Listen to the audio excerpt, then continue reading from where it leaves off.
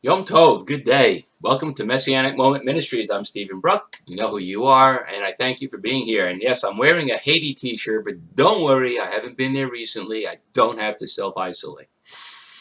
All right, so today, this message maybe is a little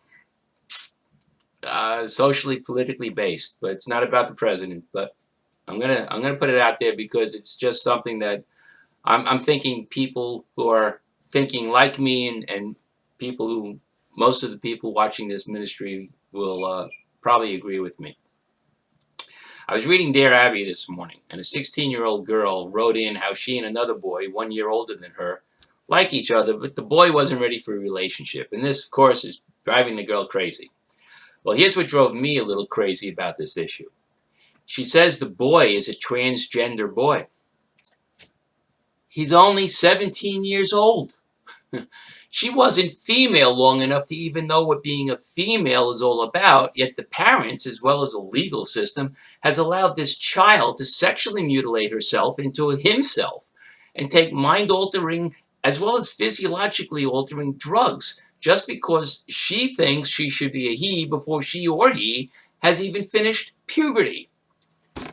Now, wait a minute. Before anyone who's a member of the LGBTQ community jumps down my throat, this is not a judgment on your lifestyle or sexual gender identification or your rights, all right? That is not the issue here. The issue is that a child of 16 or 17, and certainly one much younger, is not mature enough, either physically, emotionally, or socially, to make a life-changing decision such as changing their gender. Even with psychological counseling, they are just too damn young and life inexperienced to make such a drastic decision. Yeah, we don't let them drink alcohol or smoke cigarettes until they are 21. They can't even vote until they are 18. So if these simple decisions that are reversible during their lifetime are considered too difficult a decision for them to make until they are of legal age, why can prepubescent children be allowed to alter their gender? Now, I believe the parents who allow this should be charged with child abuse, and the doctors should have their licenses revoked and charged with malpractice. No child of 16 or 17 is able to make a sound, mature, and experienced decision about which gender they identify with. And anyone who disagrees, in my opinion, is just saying that as a defense mechanism because they don't care at all about children's welfare. They disagree only because they want to support their agenda, and that is not really being questioned here. I'm not questioning whether transgenders are correct or not. This country allows drag queens to read to toddlers in public libraries. Libraries that receive their funding from the community, your money going towards the library to allow drag queens to read to children. Now, these innocent children are way too young to even know what morals are, let alone have enough life experience to know what a drag queen really is. I mean, to them, these men are no different than a circus clown all dressed up. But there is a big difference. Those men dressed as women are not clowning around.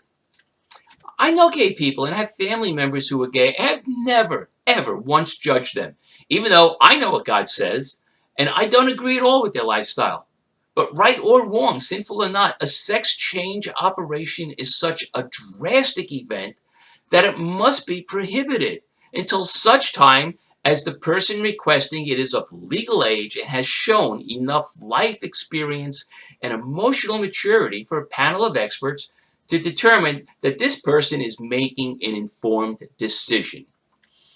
God has been removed from our courts and schools and replaced with politically correct sinfulness, moral depreciation, and I think really many people are just afraid of being labeled as someone not tolerant or compassionate. I know prayer is a powerful weapon, but even in the Bible, we've read and we read about how both the northern and later the southern kingdoms had committed such horrible sins and for so long that God was past hearing their prayers and was on his throne of judgment. I believe America is in the same place that Shamrom was in after King Ahab, which just a few hundred years later Judea was in the same position after King Manasseh.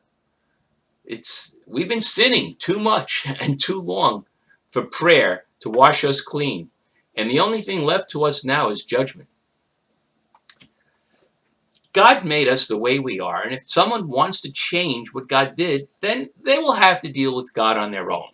And whether or not you believe in transgender sex operations, no one should be able to do that to themselves until they are at least of legal age, as well as having shown enough maturity, experience, and understanding of the consequences of their actions to demonstrate they really know what they are doing.